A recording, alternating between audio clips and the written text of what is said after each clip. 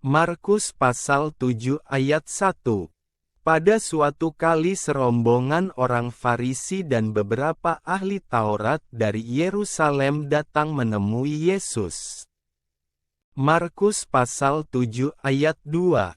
Mereka melihat bahwa beberapa orang muridnya makan dengan tangan najis, yaitu dengan tangan yang tidak dibasuh.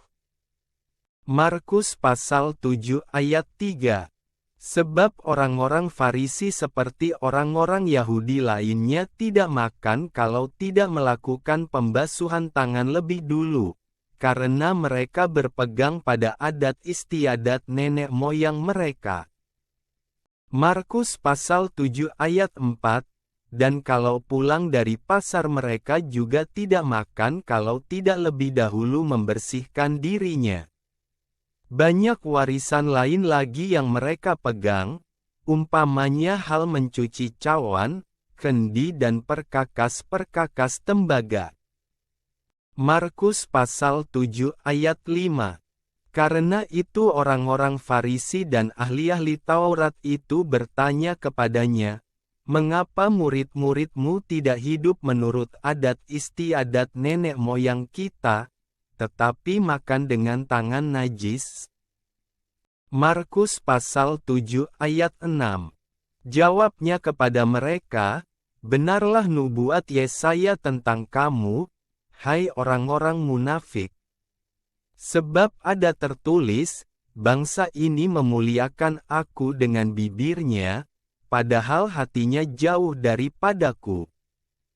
Markus pasal 7 ayat 7. Percuma mereka beribadah kepadaku, sedangkan ajaran yang mereka ajarkan ialah perintah manusia. Markus pasal 7 ayat 8. Perintah Allah kamu abaikan untuk berpegang pada adat istiadat manusia. Markus pasal 7 ayat 9. Yesus berkata pula kepada mereka, "Sungguh pandai kamu mengesampingkan perintah Allah, supaya kamu dapat memelihara adat istiadatmu sendiri." Markus pasal 7 ayat 10. Karena Musa telah berkata, "Hormatilah ayahmu dan ibumu," dan "Siapa yang mengutuki ayahnya atau ibunya harus mati." Markus pasal 7 ayat 11. Tetapi kamu berkata, kalau seorang berkata kepada bapanya atau ibunya, "Apa yang ada padaku, yang dapat digunakan untuk pemeliharaanmu, sudah digunakan untuk korban, yaitu persembahan kepada Allah."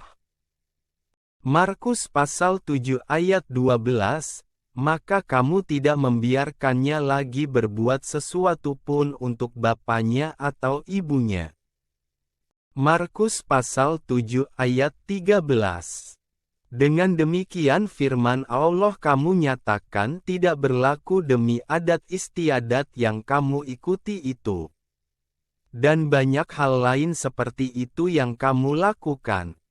Markus pasal 7 ayat 14.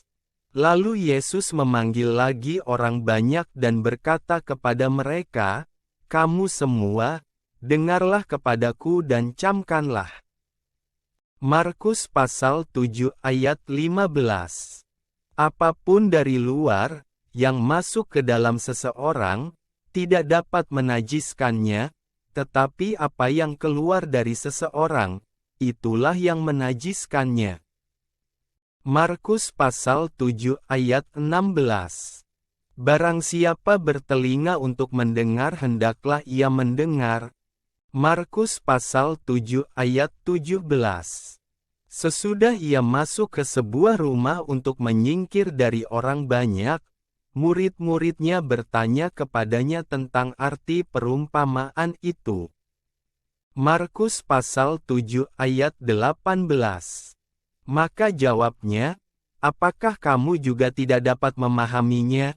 Tidak tahukah kamu bahwa segala sesuatu dari luar yang masuk ke dalam seseorang tidak dapat menajiskannya?" Markus pasal 7 ayat 19. karena bukan masuk ke dalam hati tetapi ke dalam perutnya, lalu dibuang di jamban. Dengan demikian ia menyatakan semua makanan halal. Markus pasal 7 ayat 20. Katanya lagi, apa yang keluar dari seseorang, itulah yang menajiskannya. Markus pasal 7 ayat 21. Sebab dari dalam, dari hati orang, timbul segala pikiran jahat, percabulan, pencurian, pembunuhan. Markus pasal 7 ayat 22, perzinahan, keserakahan, kejahatan, kelicikan, hawa nafsu, iri hati, hujat, kesombongan, kebebalan. Markus pasal 7 ayat 23. Semua hal-hal jahat ini timbul dari dalam dan menajiskan orang. Markus pasal 7 ayat 24. Lalu Yesus berangkat dari situ dan pergi ke daerah Tirus. Ia masuk ke sebuah rumah dan tidak mau bahwa ada orang yang mengetahuinya, tetapi kedatangannya tidak dapat dirahasiakan. Markus pasal 7 ayat 25. Malah seorang ibu, yang anaknya perempuan kerasukan roh jahat, segera mendengar tentang dia, lalu datang dan tersungkur di depan kakinya. Markus pasal 7 ayat 26. Perempuan itu seorang Yunani bangsa Siro-Fenisia. Ia memohon kepada Yesus untuk mengusir setan itu dari anaknya. Markus pasal 7 ayat 27. Lalu Yesus berkata kepadanya, biarlah anak-anak kenyang dahulu, sebab tidak patut mengambil roti yang disediakan bagi anak-anak dan melemparkannya kepada anjing. Markus pasal 7 ayat 28. Tetapi perempuan itu menjawab, benar, Tuhan. Tetapi anjing yang di bawah meja juga makan remah-remah yang dijatuhkan anak-anak. Markus pasal 7 ayat 29. Maka kata Yesus kepada perempuan itu, karena kata-katamu itu, pergilah sekarang sebab setan itu sudah keluar dari anakmu. Markus pasal 7 ayat 30. Perempuan itu pulang ke rumahnya, lalu didapatinya anak itu berbaring di tempat tidur, sedang setan itu sudah keluar. Markus pasal 7 ayat 31. Kemudian Yesus meninggalkan pula daerah Tirus dan dengan melalui Sidon pergi ke Danau Galilea, di tengah-tengah daerah Dekapolis. Markus pasal 7 ayat 32. Di situ orang membawa kepadanya seorang yang tuli dan yang gagap dan memohon kepadanya, supaya ia meletakkan tangannya atas orang itu. Markus pasal 7 ayat 33. Dan sesudah Yesus memisahkan dia dari orang banyak, sehingga mereka sendirian, ia memasukkan jarinya ke telinga orang itu, lalu ia meludah dan meraba lidah orang itu. Markus pasal 7 ayat 34.